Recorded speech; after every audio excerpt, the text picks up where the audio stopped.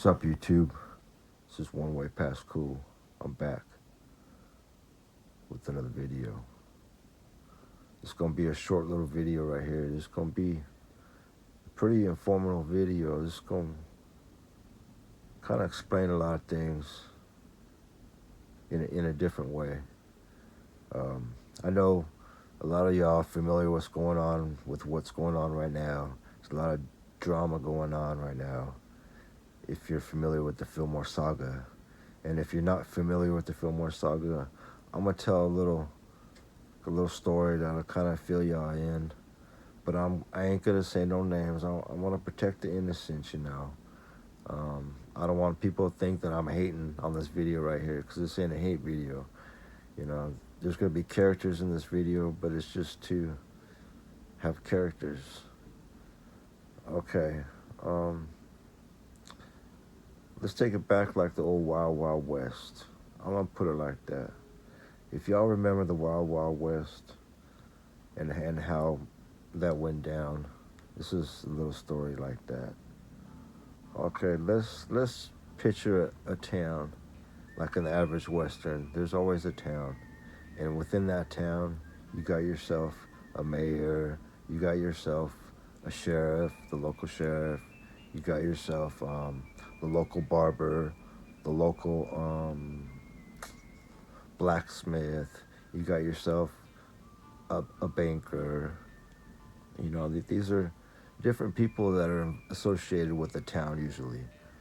I'm pretty sure y'all familiar with Westerns. Y'all have to have watched Westerns growing up, or at least one time in your life. Okay, within that town, there's like a pretty much set of, they kind of govern within themselves usually.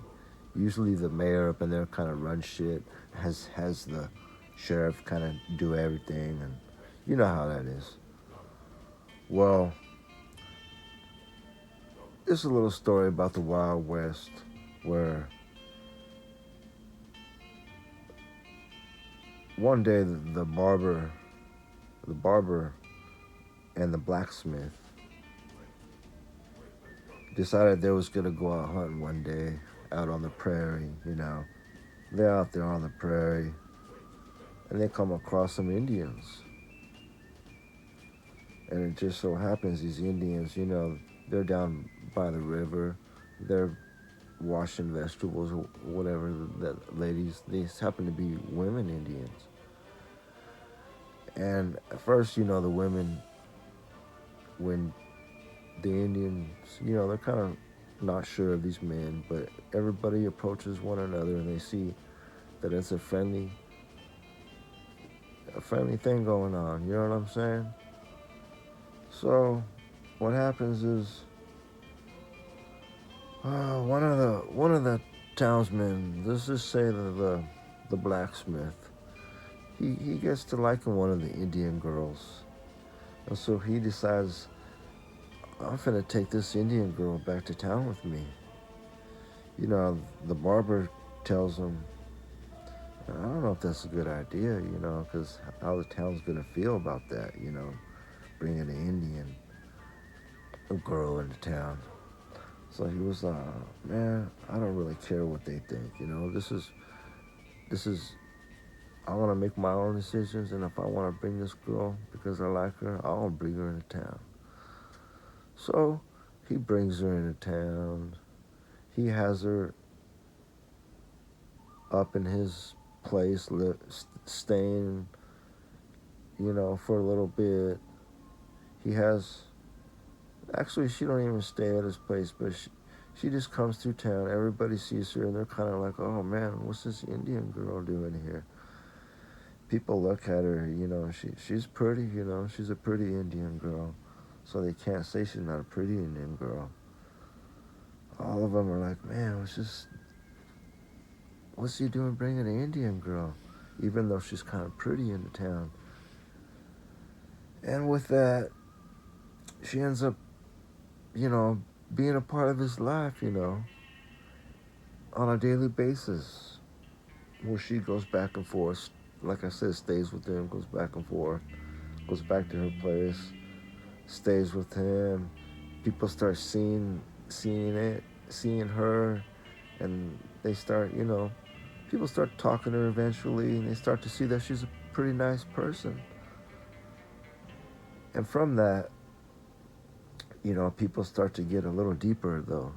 They start to feel, you know, a little something like, oh, she's pretty. And maybe they kind of feel some type of way towards her. Maybe now they're starting to feel like they start liking her in those type of ways. So what happens is, in this town, the barber starts liking this Indian girl a lot. And in his mind, he's thinking, man, I could have had her. She probably wanted me in the beginning. Even though she probably didn't, but he's gonna say that he thinks that in his mind because he's from this town and he's thinking that, oh, she's just the Indian girl, so she's gonna like any person from the town, that kind of mentality. So how it went down after that was, I might flip flop back and forth to Western days and future days, but still I'm gonna keep the names silent to protect the innocent. So I went down. The barber started feeling some type of way towards this girl. One day, this girl was, out roaming around, you know, things like that, and happened to go to the barbershop's place and stopped by and said, "Hey, how's it going?" And the barbershop guy, he has this power trip thing where he thinks, I could have had you, and he starts, I told you he felt some type of way. So what he does is he kind of starts making her feel uncomfortable, and